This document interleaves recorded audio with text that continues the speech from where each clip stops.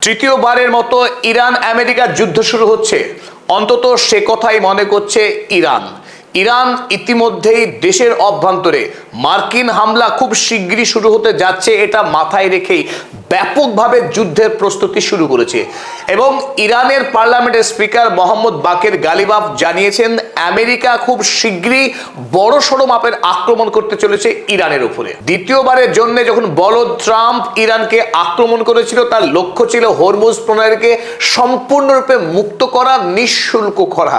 কিন্তু দ্বিতীয়বার ইরানের কাছে যুদ্ধে হারার পর আমেরিকা যদিও দাবি করছিল যে আমেরিকার সঙ্গে ইরানের চুক্তি হচ্ছে, আদতেও ইরান আমেরিকার সঙ্গে কোনো প্রকার আলোচনায় যায়নি। যে আলোচনা চলছে তা হলো ওমানের সঙ্গে, এবং ওমানের সঙ্গে চুক্তিতেই ইরান জানিয়েছে অন্তত পক্ষে পণ্যবাহী জাহাজ হরমুজ প্রণালী দিয়ে পার হবার সময় যত টাকার মাল নিয়ে যাবে তার 7% টাকা ফিস জমা দিতে হবে ইরানের কাছে। অর্থাৎ প্রথম যুদ্ধের পর ইরান যখন দাবি করেছিল হরমুজ প্রণালী দিয়ে পার হওয়া প্রতি পণ্যবাহী জাহাজকে ইরানের কাছে 2 মিলিয়ন ইউএসডি করে ফিস দিতে হবে, সেই ফিজের পরিমাণ এবার বেড়ে গিয়ে হয়ে গেল 14 মিলিয়ন ইউএসডি। 7 গুণ অতিরিক্ত ফিজ চাপাতে চলেছে ইরান।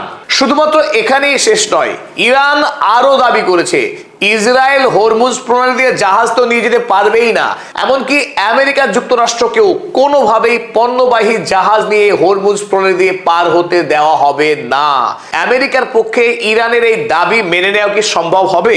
যুদ্ধের আগে হরমুজ ছিল খোলা, প্রতি যুদ্ধের পর ইরান তার দাবিকে বাড়িয়েছে এবং বিশ্বের কাছে আমেরিকা হাসির পাত্রে পরিণত হচ্ছে, এবং দেশের অভ্যন্তরে ডোনাল্ড ট্রাম্প সবচাইতে অপ্রিয় রাষ্ট্রপতি হয়ে উঠছেন। অপরদিকে বিশ্বের যত জাহাজ সংস্থাগুলো আছে তারাও ডোনাল্ড ট্রাম্পকে এবং জাতিসংঘে গিয়ে চাপ প্রয়োগ শুরু করেছে। এত বিপুল পরিমাণের ফিস দেওয়া তাদের পক্ষে সম্ভব নয়। তাই ডোনাল্ড ট্রাম্প আরো একবার ইরান আক্রমণ করবার প্রস্তুতি নিচ্ছেন, এবং সেই প্রস্তুতি চূড়ান্ত পর্যায়ে। আর এই পরিস্থিতিতে আমেরিকা আরো একবার ইরানের বিরুদ্ধে যুদ্ধে নামতে পারে বলেই মনে করছে বিশেষজ্ঞ মহল। অনেকেই মনে করছে যে ডোনাল্ড ট্রাম্প বাহরাইন এবং কুয়েতের মার্কিন ঘাঁটিগুলি থেকে ইতিপূর্বে সেনা এবং সামরিক অস্ত্র নিয়ে যে পালিয়েছে, সেটাও ডোনাল্ড ট্রাম্পের যুদ্ধের একটা কৌশল। কারণ আমেরিকার কাছে যেহেতু ইন্টারসেপশন মিসাইল নেই, তাই আগে ভাগে সেনাদেরকে সরিয়ে নিয়ে নতুন করে যুদ্ধে নামতে চাইছে ডোনাল্ড ট্রাম্প, যাতে ইরানের হাতে আর মার না খেতে হয়। দূর থেকে এসে শুধু ইরানকে মেরে আমেরিকা যাতে নিরাপদ দূরত্বে পালাতে পারে। তবে আমেরিকা যে আরো কয়েকবার ইরানের বিরুদ্ধে যুদ্ধ করতে পারে সে কথা ইরান আগে থেকে বেমালুম জানে। তাই ইরানও তার প্রস্তুতিকে চূড়ান্ত পর্যায়ে নিয়ে গেছে। যে কটা দিন যুদ্ধবিরতি থাকছে, সেই যুদ্ধবিরতির দিনগুলোতে ইরান বিপুল মাত্রায় মিসাইল এবং ড্রোন তৈরিতে মনোযোগ দিয়েছে। চলুন দেখে নিই হরমুজ দিয়ে আমেরিকার সঙ্গে ইরানের আরো একবার কিভাবে যুদ্ধ পরিস্থিতি তৈরি হচ্ছে। সকলকে স্বাগত জানাচ্ছি, আপনাদের বন্ধু অধ্যাপক আব্দুল হালিম। চলুন শুরু করি। আমেরিকা ইরানের সঙ্গে যুদ্ধও চায়, চুক্তিও চায়। আসলে চুক্তির নামে আমেরিকা চেয়েছিল ইরানকে দাসে পরিণত করা, তার ইচ্ছে মতো ইরানকে ব্যবহার করা, কান ধরে তাকে তোলা এবং কান ধরে তাকে বসানো। ডোনাল্ড ট্রাম্পের এই স্বাদ যেহেতু কোনোভাবেই পূরণ হচ্ছে না, তাই বারবার পরাস্ত হবার পরেও ইরান যুদ্ধে লড়তে আসতে হচ্ছে ডোনাল্ড ট্রাম্পকে। এবং ইরান ও আমেরিকার এই ধৃষ্টতা এবং তার আগ্রাসী মনোভাবের জন্য আমেরিকাকে এই মুহূর্তে চরম শাস্তি দিতে প্রস্তুত। প্রতি যুদ্ধের পর ইরান তার দাবিকে আরো বেশি শক্তিশালী করেছে, আরো বাড়িয়ে তুলেছে। 17 জুনের যে মৌ স্বাক্ষরিত হয়েছিল আমেরিকার সঙ্গে, সেই মৌয়ের চুক্তি ভাঙার জন্য বর্তমানে ইরান আমেরিকাকে কঠোরতম শাস্তি দিতে চাইছে। হরমুজ প্রণালী দিয়ে যে সমস্ত জাহাজ পার হবে, সেই জাহাজগুলো কোন শর্তে পার হবে এই বিষয়ে ওমানের সঙ্গে লাগাতার গত 1 সপ্তাহ ধরে দফায় দফায় আলোচনা চলছে ইরান এবং ওমানের মধ্যে। এই আলোচনাতে এখনো পর্যন্ত যে তথ্য প্রকাশ হয়েছে, বিবিসির পক্ষে সেই তথ্য প্রকাশ করা হয়েছে। তাতে লেখা হয়েছে Iran is seeking fees of between 5% and 7% of the prices of cargoes. যত পণ্যবাহী জাহাজ এই হরমুজ প্রণালী অতিক্রম করবে, সেই সমস্ত জাহাজ যত টাকার মোট পণ্য পরিবহন করবে, সে পেট্রোলিয়াম হোক বা গ্যাস হোক, সেই মোট মূল্যের 5 থেকে 7% টাকা ইরানকে ফিজ হিসেবে জমা করতে হবে ওই জাহাজ কোম্পানিগুলোকে। এবং সমস্ত জাহাজকে অবশ্যই ঢুকতে হবে ইরানের অংশ দিয়ে। হরমুজ প্রণালী যে অংশ ইরানের গা লাগা, হরমুজ প্রণালীর ওই অংশ দিয়েই ঢুকতে হবে পারস্য উপসাগরে। আমেরিকার কোনো জাহাজ পারস্য উপসাগরে প্রবেশ করতে পারবে না। যদি বিদেশের কোনো জাহাজ মার্কিন সামরিক ঘাঁটিগুলিকে অস্ত্র পৌঁছে দেওয়ার জন্য জাহাজগুলি যদি অস্ত্র পরিবহন করে, তার কোনো জাহাজকে পারস্য উপসাগরে প্রবেশ করতে দেবে না ইরান। ফলে ইরানের সুরক্ষাকে মজবুত রাখার জন্য ইরান একগুচ্ছ কৌশল অবলম্বন করছে হরমুজ প্রণালী নিয়ন্ত্রণের বিষয়ে। যদিও আমেরিকা সরাসরি ইরানের সঙ্গে এই আলাপচারিতায় অংশগ্রহণ করতে পারছে না, তবুও পরোক্ষভাবে ইরানের মাধ্যমে আমেরিকা এই মুহূর্তে বলার চেষ্টা করছে যে 3% করে ইরান ফিজ নিক। যেখানে হরমুজ প্রণালী মুক্ত ছিল, 28 ফেব্রুয়ারি আমেরিকা আক্রমণ করলো ইরানকে, তারপরে ইরান দাবি করলো 2 মিলিয়ন ইউএসডি দিতে হবে প্রতিটা জাহাজকে যারা হরমুজ প্রণালী ব্যবহার করবে। দ্বিতীয়বার আবার যুদ্ধ করার অপরাধে এই মুহূর্তে ইরান তাকে বাড়িয়ে 7% নিয়ে এসেছে, অর্থাৎ 14 মিলিয়ন ইউএসডি করে জমা দিতে হবে ইরানকে। আর যদি কোনো জাহাজ ইরানের নির্দেশকে অমান্য করে জোর করে হরমুজ প্রণালী পার হবার চেষ্টা করে, সেই জাহাজকে 20% পর্যন্ত ফিজ জমা দিতে হবে শাস্তি স্বরূপ।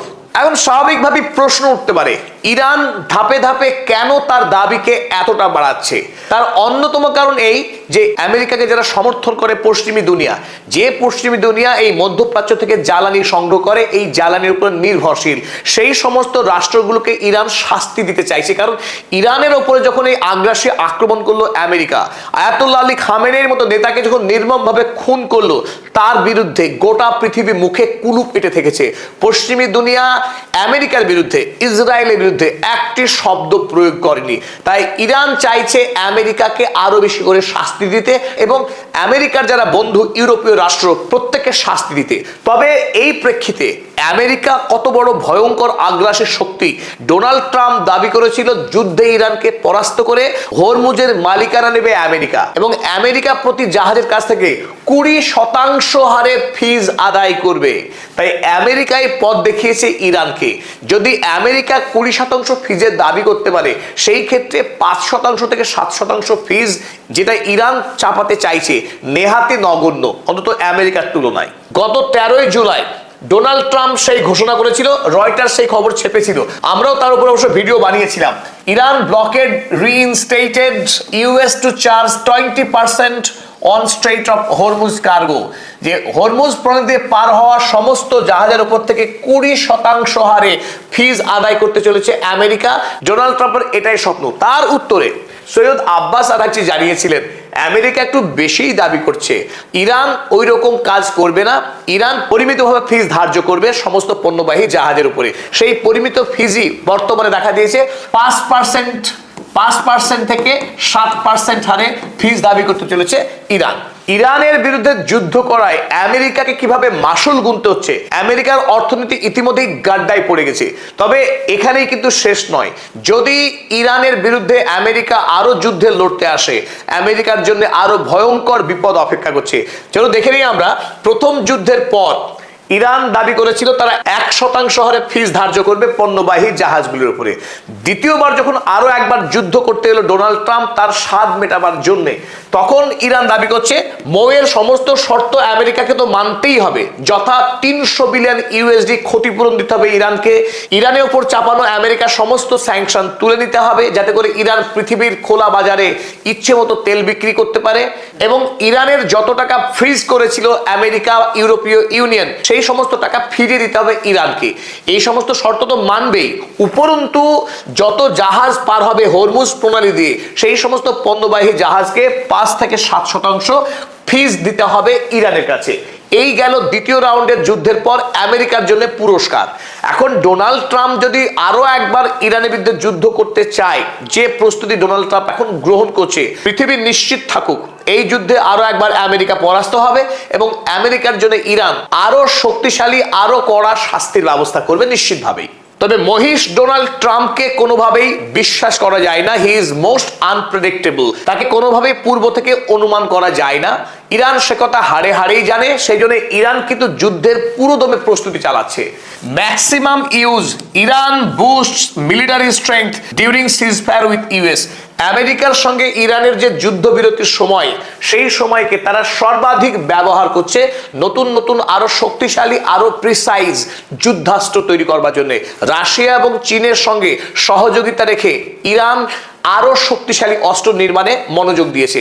বিশেষ করে তেহরানকে যাতে সুরক্ষিত রাখা যায় তার জন্য শক্তিশালী আকাশ প্রতিরক্ষার ব্যবস্থা করছে ইরান। পরিশেষে আমরা দেখব মোহাম্মদ বাকের গালিবাফ, ইরানের সম্মানীয় পার্লামেন্টের স্পিকার, তিনি আজ অত্যন্ত ইঙ্গিতবাহী একটি টুইট করেছেন। সেই টুইটে তিনি লিখেছেন, ম্যাসিভ অ্যাটাক কামিং, খুব শক্তিশালী আক্রমণ হতে চলেছে। কে করবে আক্রমণ সে কথা তিনি স্পষ্ট করেননি, তবে তার যা লেখার ভঙ্গি তাতে মনে হচ্ছে আমেরিকায় ইরানের উপর একটি শক্তিশালী আক্রমণ করতে পারে। ওয়েট, তাতে ঘাবড়াবেন না, একদম চিন্তা করবেন না। Never mind, they want to negotiate again.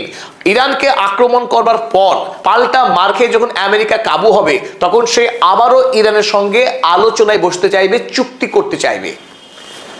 That's theatre diplomacy on loop. এবং খুব মজা করে মোহাম্মদ বাকের গালিবাফ আমেরিকার এই হাস্যকর কূটনীতিকে নাম দিয়েছেন নাটকীয় কূটনীতি, থিয়েটার ডিপ্লোমেসি। এই থিয়েটার ডিপ্লোমেসি অর্থাৎ আমেরিকা তার নাটক করার কূটনীতি নিয়ে আবারও হাজির হবে ইরানের কাছে। Using bullying, broken promises and fake news as a leverage is a failed strategy. Mohammad Baqer Ghalibaf খুব স্পষ্ট করে বলেছেন, আমেরিকা এতদিন ধরে যে পন্থা অবলম্বন করেছে, ইরানের ওপরে আক্রমণ করে ইরানকে বুলি করা, ব্রোকেন প্রমিসেস, চুক্তি করতে চেয়ে প্রতিশ্রুতি দেওয়া এবং সেই প্রতিশ্রুতিকে ভাঙা, ফেক নিউজ, মিথ্যা সংবাদ পরিবেশন করা, এই সমস্ত পন্থা ইরানের বিরুদ্ধে কোনো কাজেই আসেনি। এটা একটা আমেরিকার ব্যর্থ প্রচেষ্টা। সুতরাং তিনি বললেন, acknowledge the facts and fulfil your commitments.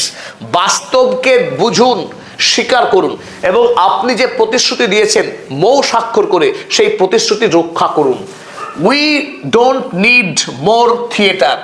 Iran আর আমেরিকার নতুন কোনো নাটক দেখতে প্রস্তুত নয়, রাজি নয়। যদি আমেরিকা যুদ্ধ করতে আসে, আমেরিকার জন্য আরো ভয়াবহ ভবিষ্যৎ অপেক্ষা করছে। আর এরই সাথে এই নিবেদন আমরা শেষ করছি। যারা পদাতিক চ্যানেলকে এখনো সাবস্ক্রাইব করেনি, দয়া করে